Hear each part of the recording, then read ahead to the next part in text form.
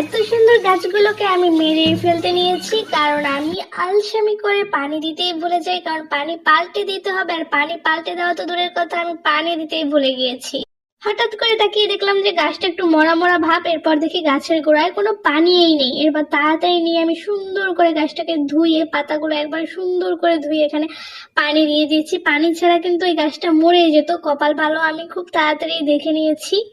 আমার মাঝে মাঝে মনে হয় পৃথিবীর সব থেকে অলস বড় পুরস্কারটা আমাকে দেওয়া উচিত, কারণ আমি প্রচুর পরিমাণে অলস। আমার কোনো কাজ করতে ভালো লাগে না, খালি আলসেমি লাগে, আর শুয়ে থাকতে ইচ্ছে করে, আর শুধু ফোন টিপতে ইচ্ছে করে।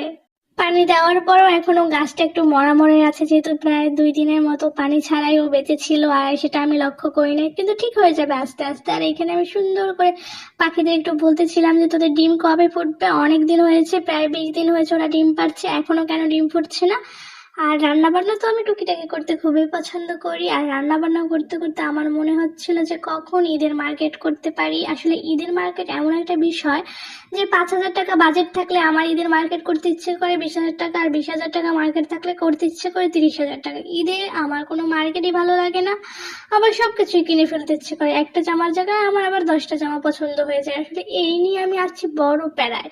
কখনো একটা চুড়ির জায়গায় 10টা চুড়ি পছন্দ হয়ে যায়, একটা জামার জায়গায় 10টা জামা পছন্দ হয়ে যায়। কি কিনবো, কোনটা কিনবো, কিভাবে সাজবো, কি সাথে কি পরবো, এটা নিয়ে ভাবতে ভাবতে ঈদের আগের দিনগুলো আমার এমনিতেই চলে যায়। আসলে কি আর বলবো, মার্কেট বিষয়টা অনেক কঠিন এবং অনেক প্যারা। আর আমার মনে হয় যে পুরো একটা দোকান কিনে ফেলতে পারলেই হয়তো বা ভালো লাগতো।